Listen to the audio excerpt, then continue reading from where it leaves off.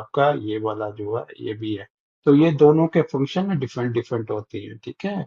Reheat तब जरूरत आपको पड़ती है जब आप सर्दियों के मौसम में होती हैं, ठीक है। कूलिंग की अब तब आपको जरूरत पड़ती है जब आप गर्मियों के मौसम में होती हैं, ठीक है। तो यहाँ से जो है यहाँ से थोड़ा सा रीहीट कॉइल यहाँ पे इसलिए लगाया गया ताकि जब एयर एंटर हो रही हो तो उसके टेम्परेचर को मेंटेन किया जा सके। उसके बाद आपका जो है फैन है यहाँ पे, ठीक है।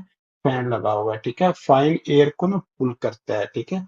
जब एयर को पुल करता है, ठीक है, तो इन दोनों कॉइल्स के अंदर जो सा भी कॉइल एक्टिव होगा, ठीक है, तो उस तरह की एयर इस फैन के अंदर आएगी।